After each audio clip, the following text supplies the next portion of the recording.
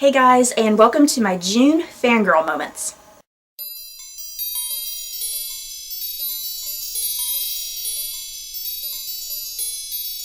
So before I get going, I'm going to have a list of annotations down here at the bottom. Hopefully the annotations will work and I will get that fixed out perfectly for y'all. But if you don't want to be spoiled about something I'm about to talk about, then you can easily just click one of these links and skip to something else. So immediately jumping into things, I was surprised to learn earlier this month that Matt Smith said that the 50th anniversary, or I guess the Christmas special, is pretty much going to be his last episode. And what's more, he was kind of hinting, or I guess maybe Stephen Moffat was hinting, that Matt Smith might not even be in the whole of the Christmas special. He may only be in the first couple minutes, and we may have a new Doctor, like, immediately. I am going to miss Matt Smith. I don't know if I'm going to miss him as much as I did David Tennant, because I consider David Tennant to be my Doctor, and I was very emotional when he left. But I do think I'll still be sad with Matt Smith leaving, but I don't know if it'll be to the extent I was with David Tennant. But either way, I am really excited to see who Dr. 12 will be. And kind of some more Doctor Who related news. Karen Gillan, who played Amy Pond, has been cast as the lead female villain in Guardians of the Galaxy. That is super exciting. It'll be really cool to see her on the big screen. I'm curious how she's going to work as a villain, because Karen Gillan is just this really happy-go-lucky type of person, and Amy Pond was really eccentric and happy all the time, and I'm very curious to see how Karen Gillan can pull off like this darker aspect of herself. Exciting trailers this month. We got the second Hobbit trailer, The Desolation of Smaug. Or Smaug. How is that name pronounced? Is it Smaug or Smaug? It looked really good. I actually, to be honest, did not like this trailer that much as I did the first trailer, the first movie, the Unexpected Journey trailer. There was something about that trailer I really loved. I think it was just the singing, the Lonely Mountain, or the Misty Mountain song. And this second trailer just seemed like a typical trailer. There was nothing really special about it. But the things that I did enjoy about the trailer, I loved the looks at Legolas and Evangeline Lilly's character and Lee Pace's character. Also this month I saw Star Trek for the second time. I absolutely loved this movie. I was a huge fan of the first Star Trek movie, so I was thinking, oh, nothing can beat the first movie, but this movie did. And can I just say, Benedict Cumberbatch was so sexy. He kind of stole the movie at some points. And I also loved the Kirk and Spock bromance. That was just epic. I think I was near tears on several occasions. Also this month there was a lot of season finales for a lot of shows. The first was Orphan Black. I really enjoyed Orphan Black. It's a original BBC show, and it's something to do about clones, and the clones are being killed off. I was pleasantly surprised how much I enjoyed this show. I wasn't expecting to like it at all. It aired directly after the premiere of Doctor Who, so I figured I'd just watch it since I was on the channel, and I'm glad I stayed because it is just really excellent. Tatiana Maslany plays the lead character as well as all the clones, and she does such a brilliant job giving all these clones different personalities. She does her voice perfectly to distinguish all of them, the clothes, the hair, the makeup, everything. She just really is overpowering on the screen.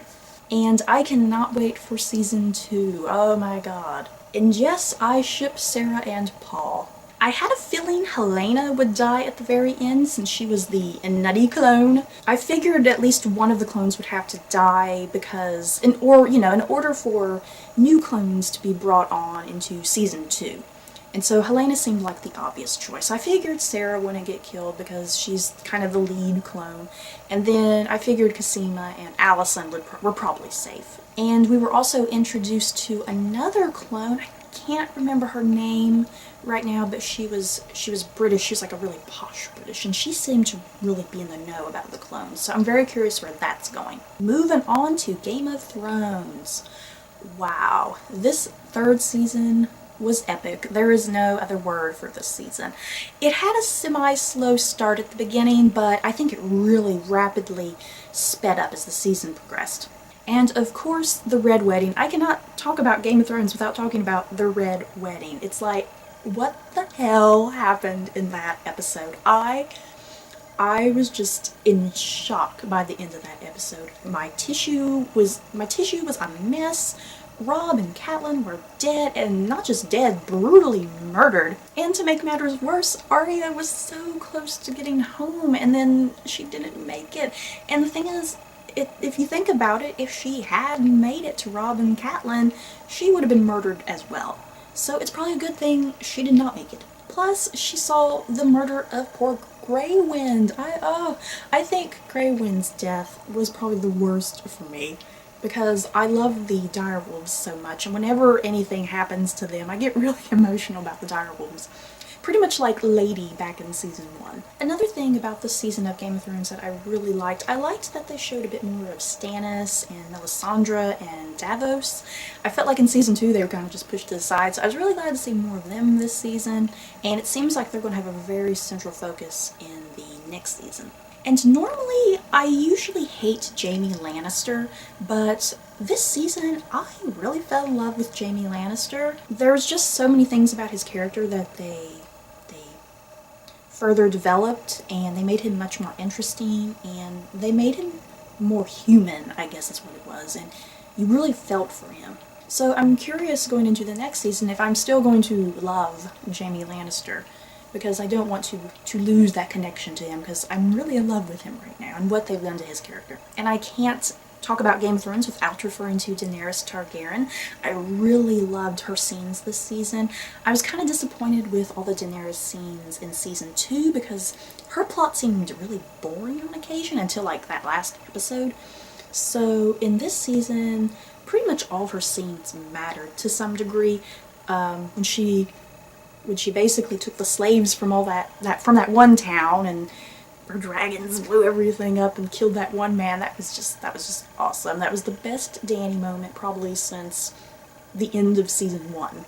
But sadly, I did not like the season finale part with Dany. I thought that was boring and kind of just random. I think the season should have ended on a bigger note, I think, rather than Dany. The ending didn't leave me with that wow factor, making me curious what's going to happen in season 4. Next was the series, note I said series, finale of The Borgias. Can I just say, I am super pissed off that The Borgias is over. There should be a 4th season, but the producer or director or whoever was like, nah, this is over. And he was planning on doing like a 2-hour movie wrap-up, and that ain't happening.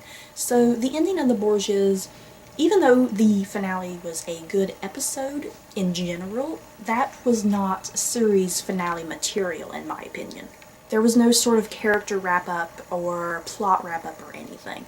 We're just left with Cesare and Lucrezia and the death of Alfonso there between them. But I am seriously going to miss The Borgias. I don't know what I'm going to do with myself. I honestly sometimes was really looking forward to The Borgias more so than Game of Thrones. Now what am I going to look at Francois Arnaud on? Francois Arnaud needs to be on some other show, because I cannot live my life without seeing him on my television every week.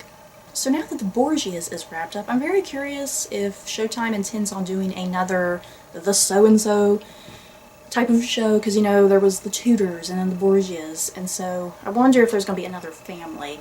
I think a really popular one is the Bourbons, which is like the French dynasty. I'm personally hoping for the Romanovs.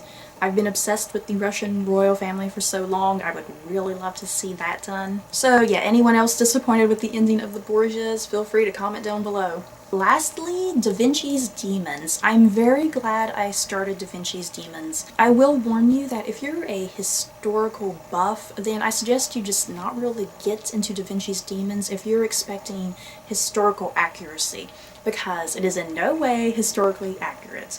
It's very much a more supernatural twist on Da Vinci, kind of much more in the vein of like National Treasure, if you want to think of it that way. It's very much a treasure hunt, mystery thriller type of show, which I personally really enjoyed. And plus Da Vinci, he was hot. One of my favorite characters on Vincis Demons was actually not Da Vinci himself so much, but I really loved Giuliano D'Amici. And I was devastated when he got murdered at the end. First of all, he had like the first death in like episode 9, I believe it was, when Lucretia stabbed him and left him for dead in the water, and then he came back in episode 10 and he was very much alive, and I was very, very happy about that. But then I'm glad that he had a much better death scenario in the finale, and I was really glad that Vanessa was there. And yes, I was shipping Vanessa and Giuliano. I'm very, very curious where season 2 is going.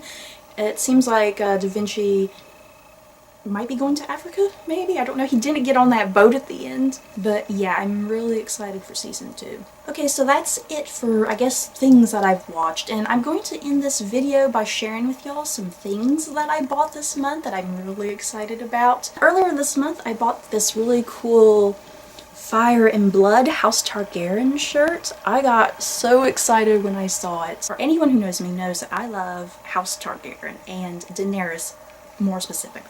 So I was really excited to see this shirt. It's so cool. At the same store, my sister found this Loki shirt. Isn't he adorable? I actually wanted it for myself, but then I was like, no, I got this House Targaryen shirt. I'll force my sister to buy this. But I about died in the store when I saw this shirt. It was so freaking adorable. And one of the last things I bought this month, I bought little Robb Stark. Look at him. He's cute. And you probably know exactly why I bought Robb Stark. And since I'm talking about this little Robb Stark that I got, I'll mention this little Dany that I got several months ago. She's really adorable too. See? Oh. No. Ooh, I can ship this. Ooh. No. They're so adorable. These are pop figurines if anyone's curious. Okay guys, so that's it for this June wrap-up of the things I fangirled about. Please feel free to comment down below about things you either fangirled or fanboyed about. I would love to discuss things with you. I get super excited when people watch the same things as I do. I enjoy commenting and discussing things. Okay, so that's it, and I'll see you all next time. Don't forget to like, comment, and subscribe. Bye guys!